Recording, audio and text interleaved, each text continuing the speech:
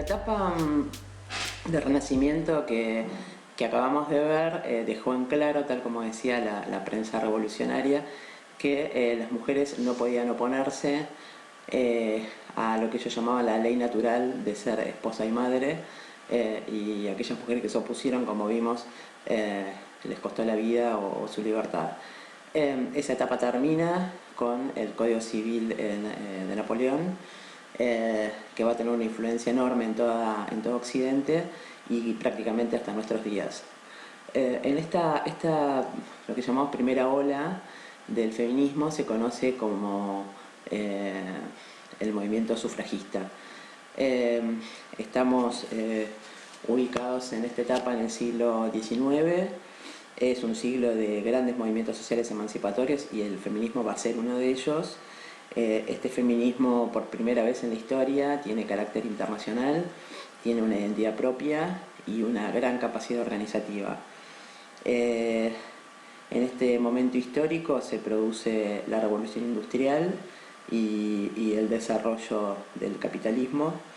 En esta etapa, por un lado, a las mujeres se les va a negar los derechos civiles y políticos más básicos, y por otro lado van a ingresar junto con digamos, las mujeres proletarias y los varones proletarios van a ser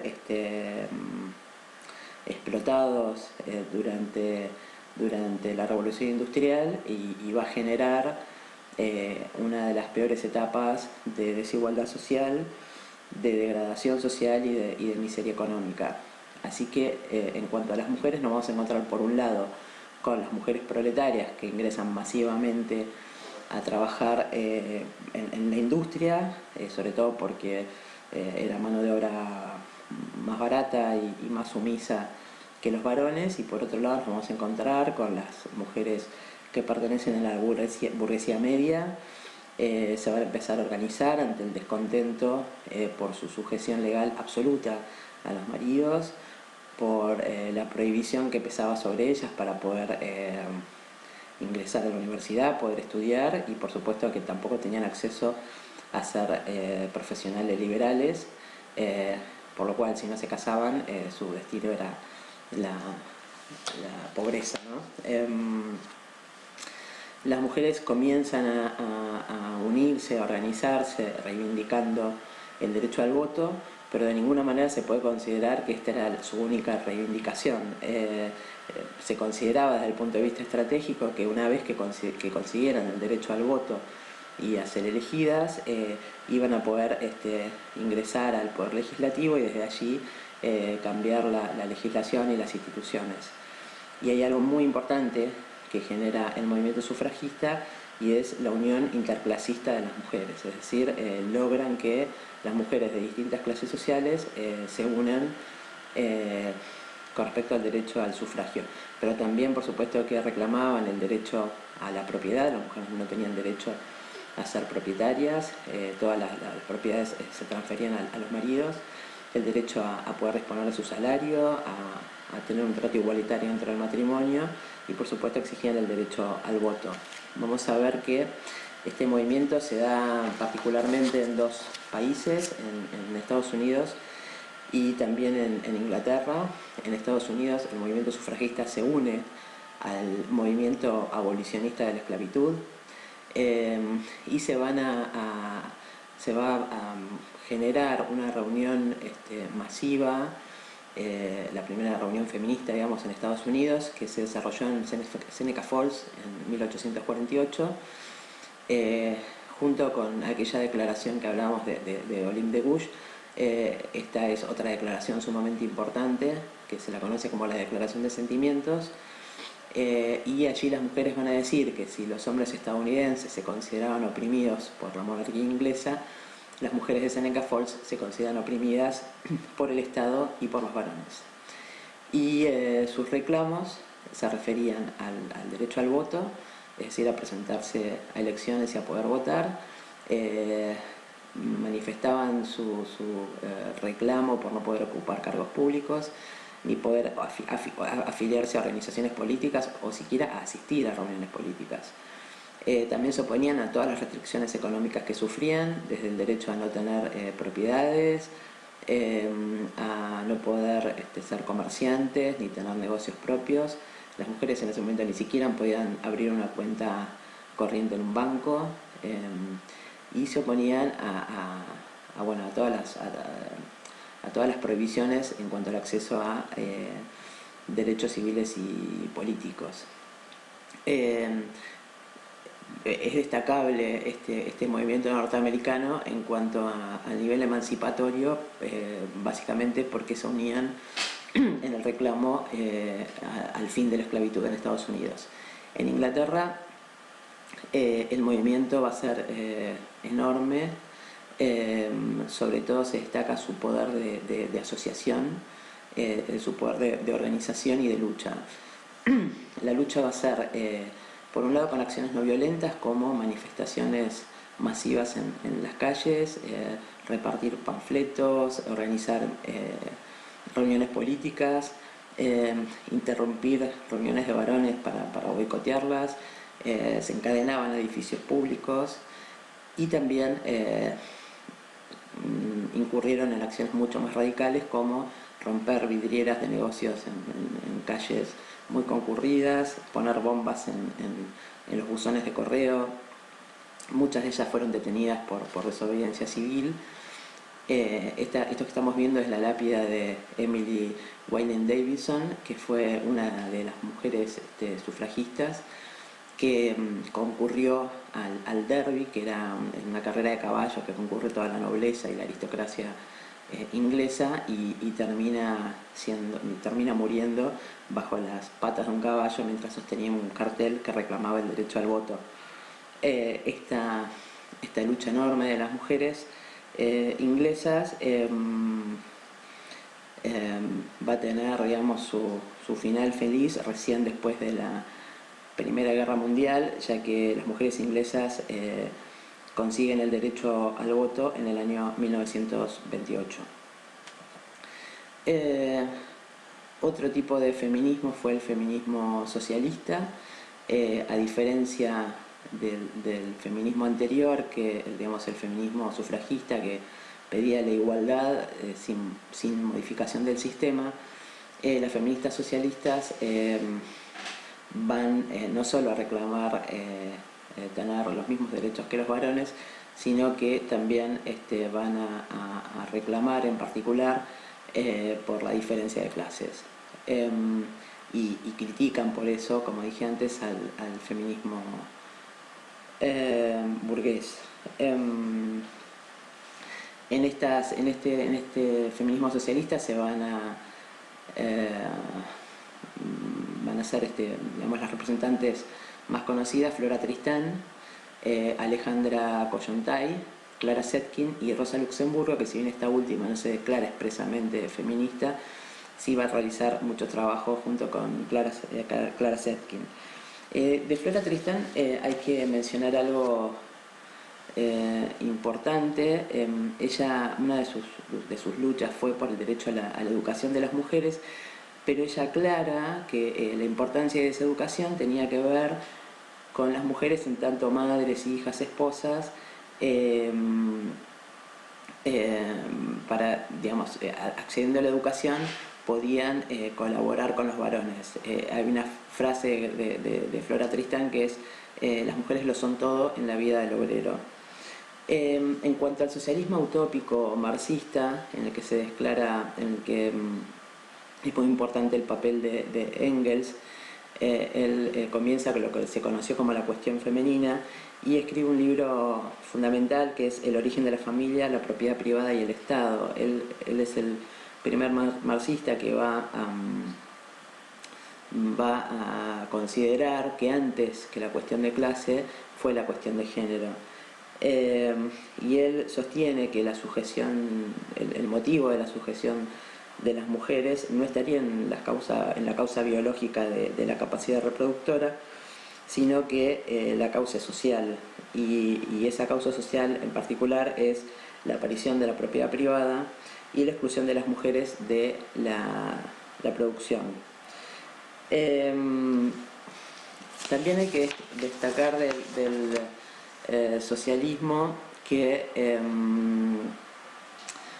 como decíamos antes, durante el movimiento sufragista se consiguió que las mujeres de distintas clases sociales participaran del movimiento, y el feminismo socialista va a oponerse al feminismo burgués, básicamente para lograr que las mujeres de la clase obrera permanezcan dentro del movimiento socialista. Pero también las mujeres socialistas se van a dar cuenta del poquísimo interés que tenían sus compañeros varones en la cuestión feminista. Por eso se destaca el trabajo de las mujeres que mencioné anteriormente, como Clara Zetkin, Alejandra Kollontai, Luxemburgo, etc. Y también va a surgir en estos años el feminismo anarquista, que le va a responder a los otros feminismos que venimos viendo recién. El lema más conocido del feminismo anarquista fue "ni Dios, ni patria, ni marido", y se destaca el trabajo de Emma Goldman, que no lo tuvo fácil, ya que dentro del movimiento, digamos, del anarquismo, la cuestión de las mujeres les interesaba muy poco. Proudhon, que fue uno de los anarquistas más conocidos, era un detractor del acceso de las mujeres a la educación. Él las consideraba directamente a las mujeres como inferiores, tanto física como intelectualmente. Perdón, vuelvo atrás. Y también hay que considerar que el anarquismo tuvo un papel un poco complejo, porque por un lado se oponían, así como el socialismo, al movimiento sufragista, porque reclamaba la igualdad pero no ponía en jaque al sistema, y en esa oposición trataban de minimizar la importancia del voto, pero por otro lado criticaban por igual al comunismo, porque sostenían que no podía quedar en manos del Estado las decisiones sobre la procreación, el derecho a la educación, así como la educación de las niñas. Luego del feminismo de la primera ola se va a producir un amesetamiento dentro del feminismo. Ya se habían conseguido los derechos reclamados al voto, a ingresar a las universidades, hasta los años 60 y 70, donde se va a producir la segunda ola del feminismo. En este momento en Occidente lo que está ocurriendo, lo que se está produciendo son movimientos pacifistas en oposición a la guerra de Vietnam, movimientos estudiantiles, antirracistas, antisistema. Se produce el famoso Mayo del 68, el Mayo francés, las protestas por los derechos civiles en Estados Unidos, y también va a surgir este nuevo feminismo, que va a surgir en la era de la supuesta igualdad legal. Es decir, se había considerado una igualdad legal, pero eso no se había transformado en derechos reales. Así que en esta etapa se van a reclamar también una igualdad social y cultural. Específicamente se pone en escena la discriminación que estaban viviendo las mujeres, tanto en el ámbito laboral como hacia dentro de sus familias, y se comienzan a reclamar por derechos sexuales y reproductivos. Piénsese que es en estos años 70 que tanto en muchos países europeos como en Estados Unidos se consigue el derecho al aborto. Esta etapa comienza con Simone de Beauvoir, con su libro imprescindible que es El segundo sexo, y sigue con otra autora muy importante que es Betty Friedan. Betty Friedan es una autora norteamericana que escribe un libro que se llama Mística de la Femineidad, y lo hace cuando comienza a notar que, sobre todo en las mujeres de clase media norteamericanas, en un momento de un estado de bienestar, muchas de ellas mostraban un gran descontento. En muchas de ellas había patologías que tenían que ver con la depresión, con ataques de ansiedad, alcoholismo, etc. Y ella lo llamaba "el problema no tiene nombre", porque esto ocurría pero nadie sabía bien por qué. Ella llega a la conclusión que esto se debe a la mística de la feminidad, es decir, que se identificara a las mujeres únicamente como mujeres y como madres, y que se las culpara a todas aquellas mujeres que no son felices viviendo para los demás.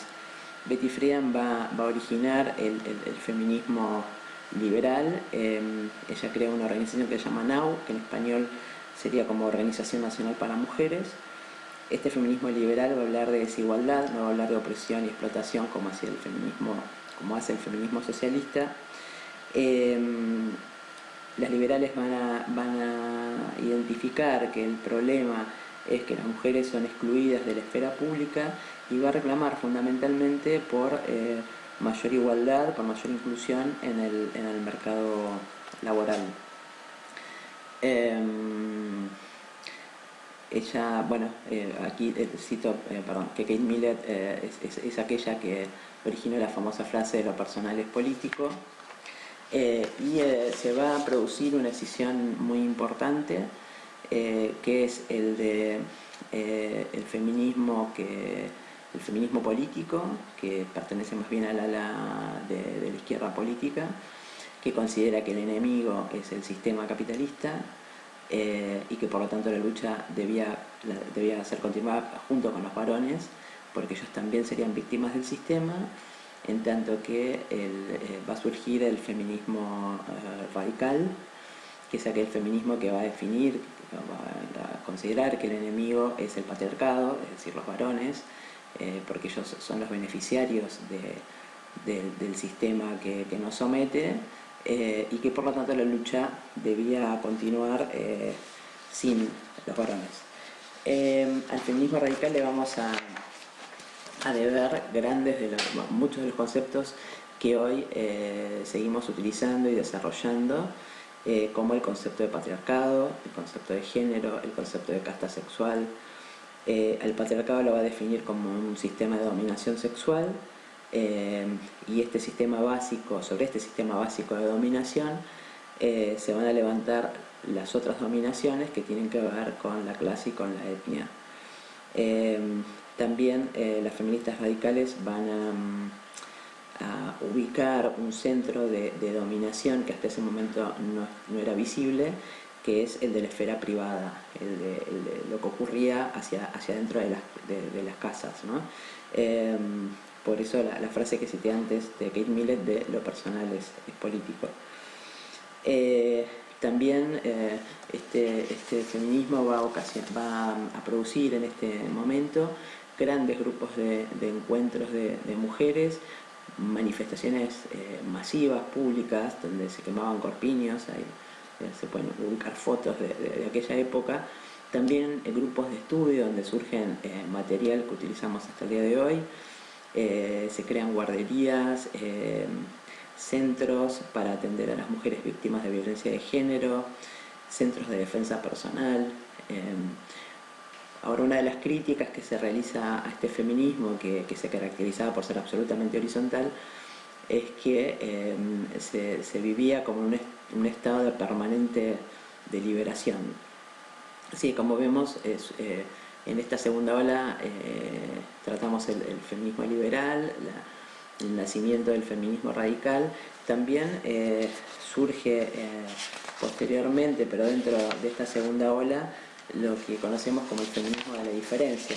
Mientras los otros feminismos que tratamos trataban de superar la cuestión del género, el feminismo de la diferencia surge defendiendo la diferencia sexual, como una concepción muy, digamos que esencialista. Y dentro, a su vez, o como un subfeminismo dentro de esta concepción, es el feminismo cultural, que pensaba en un mundo de mujeres para mujeres y donde se condenaba la heterosexualidad.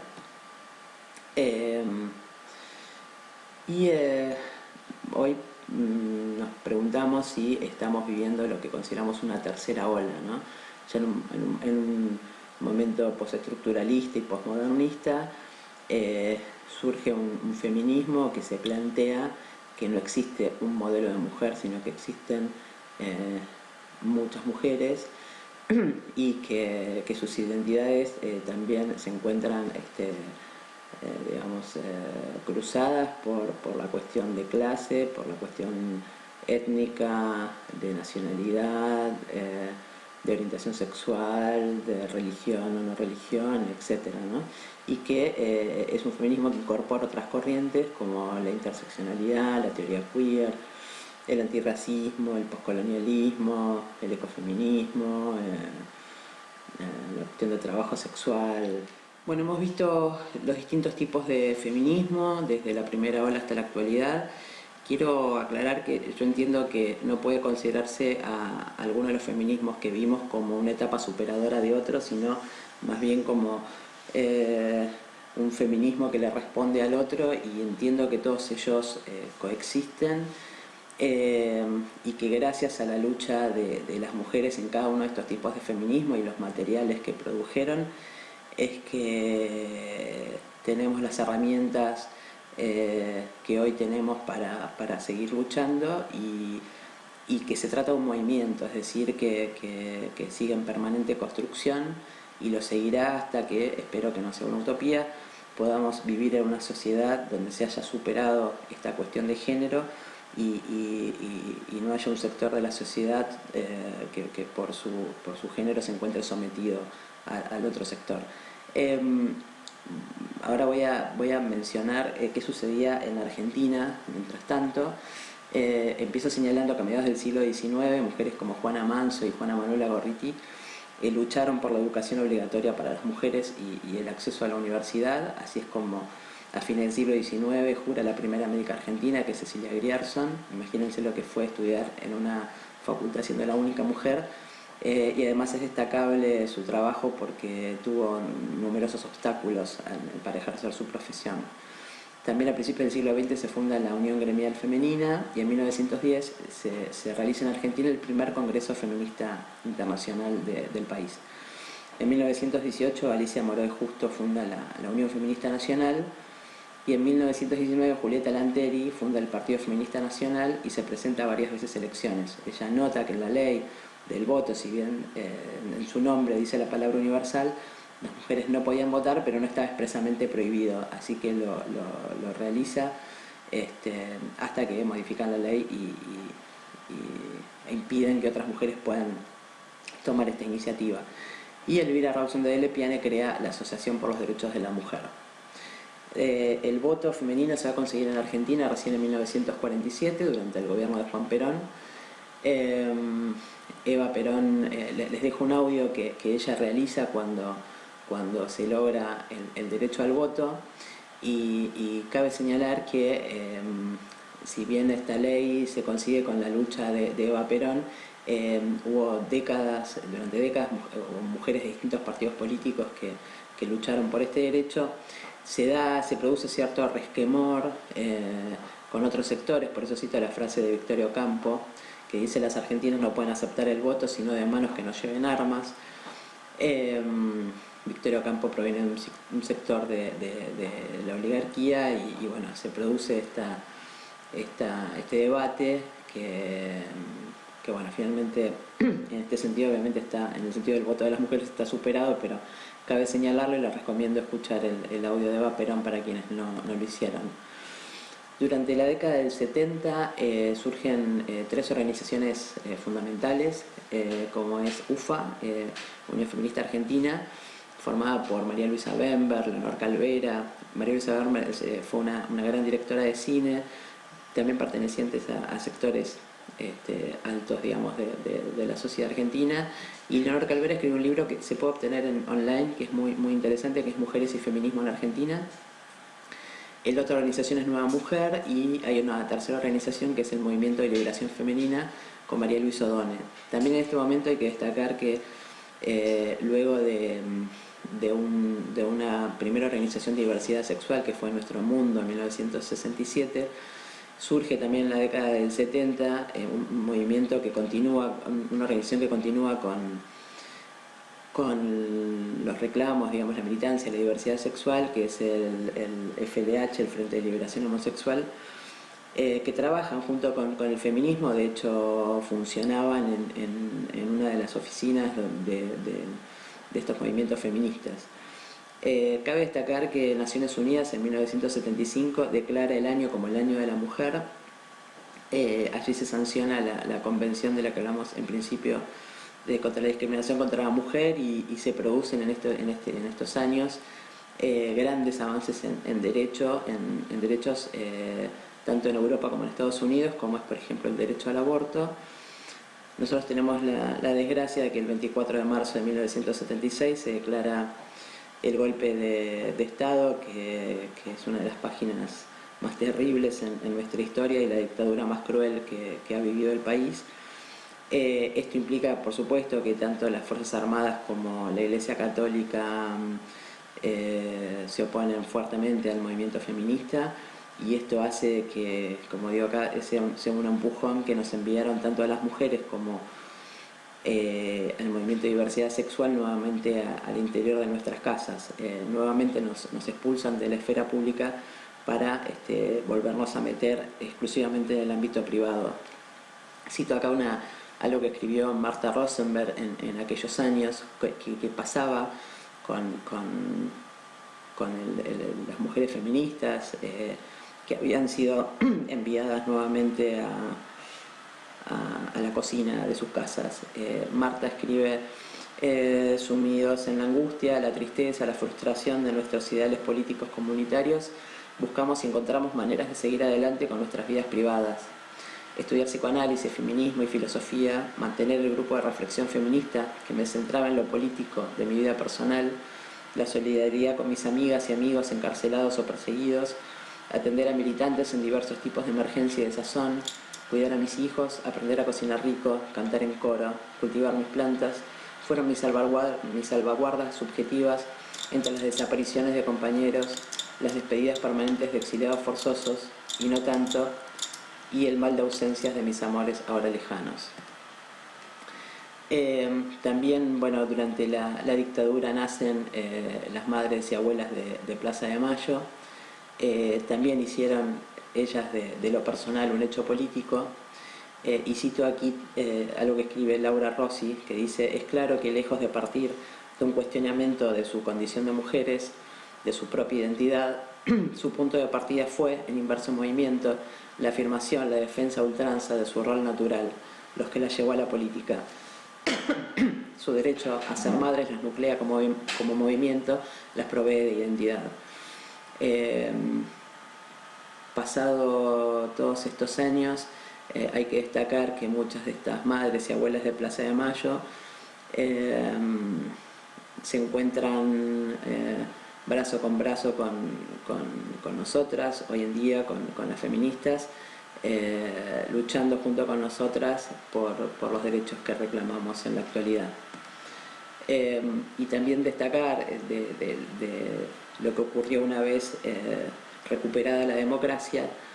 Se realizan en 1982 el primer Congreso Argentino, en 1983 las jornadas de la creatividad femenina, y en 1986 se realiza el primer Encuentro Nacional de Mujeres, que se efectuó aquí en la Ciudad de Buenos Aires. Y gracias al activismo, a la lucha del movimiento feminista en la década del 80, se logran dos leyes muy importantes, como la Ley de Patria Potestad Compartida y la Ley del Divorcio Vincular. Quiero destacar, antes de terminar, el surgimiento del movimiento Ni Una Menos, que surge el 3 de junio del 2015 ante el femicidio de Kiara López. Si bien, como verán aquí, solo son algunas de las mujeres que seguramente ustedes reconocerán, y de las niñas y adolescentes que han sido víctimas de femicidio hasta ese 3 de junio del 2015. En el 2016 volvimos a salir a la calle ante el femicidio de Lucía Pérez en Mar del Plata, y se salió en todas las plazas del país. En el 2017, aparte de reclamar por los femicidios, hicimos el primer paro internacional de mujeres, al cual se nos sumaron en solidaridad con la Argentina las mujeres de 53 países del mundo. Y en el 2018 se produce lo que denominamos la marea feminista, cuando se debatió la ley por la interrupción voluntaria del embarazo. En ese momento, la periodista Luciana Pecker la denominó también como la revolución de les hijes, y como es un movimiento seguimos en lucha, y esperamos obtener, después de semejante debate dado en el 2018, que se haga ley este año el aborto legal, seguro y gratuito. Muchas gracias.